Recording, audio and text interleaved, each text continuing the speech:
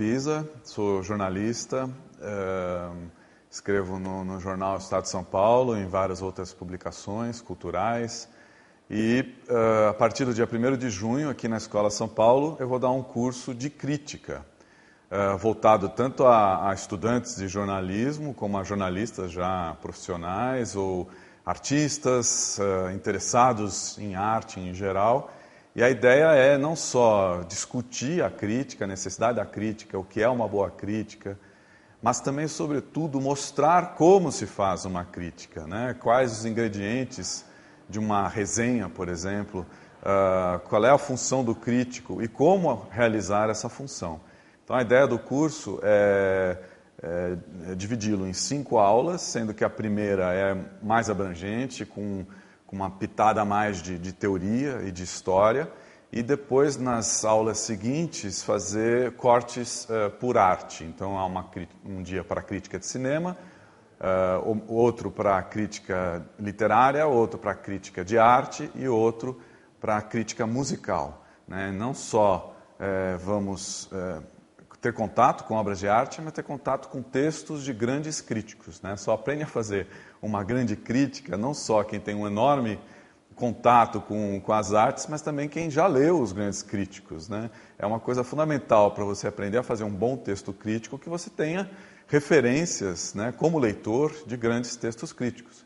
Então, entre outros, a gente vai trabalhar textos de Otto Maria Carpo, José Lino Grünewald, textos traduzidos, por exemplo, do crítico de arte Robert Hughes, um ensaio de George Orwell, enfim, grandes nomes aí da crítica e do jornalismo do século XX vão ser abordados no curso.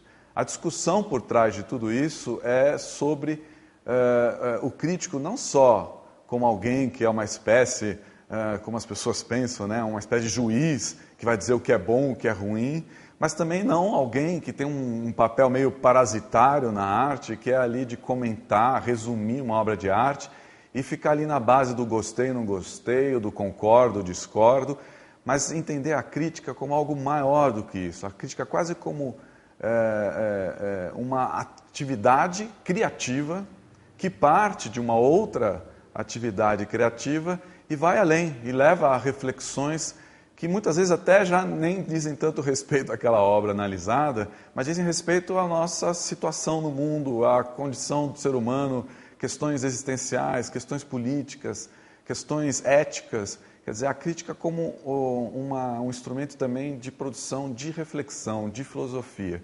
Então, a ideia do curso é mostrar como a gente pode conjugar a análise de uma obra com uma interpretação do mundo, misturar a subjetividade com a objetividade em algo que realmente seduza o leitor e faça o leitor pensar, sair do ponto meio cômodo, né, em que ele se encontra muitas vezes ainda hoje em dia. Bom, sendo mais específico, né, em cada aula a gente vai discutir alguns autores, mas algumas questões que estão envolvidas no debate crítico daquela arte. Então, por exemplo, quando nós tratarmos da questão da crítica de arte, nós vamos não só falar da crítica como uma abordagem que passa muito pela história da arte, né, dos grandes autores.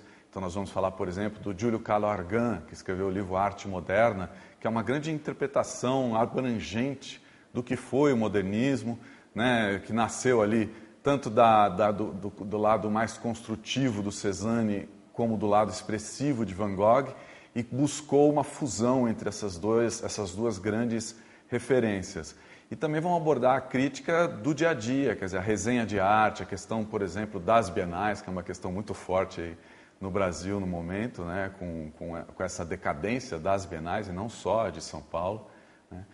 Quando a gente for falar, por exemplo, da crítica de música, a gente vai partir das observações concretas, né, da melodia, da harmonia, do ritmo, pegando exemplos históricos que vão desde a música clássica. Então nós vamos nos deter numa composição de Beethoven, por exemplo, mas vamos passar a música popular, a canção, por exemplo, bossa nova, ou até a música pop, mostrando que música, na verdade, né, é tudo, não existem essas gôndolas, essas divisões absolutas entre os tipos de música. No caso da literatura, vamos entender a questão dos personagens, né? Por exemplo, todo personagem tem que ser um personagem redondo, complexo, ou tem escritores que usam personagens mais simples, né? Mais planos, mas obtém disso um grande efeito narrativo, como o nosso Jorge Amado, né?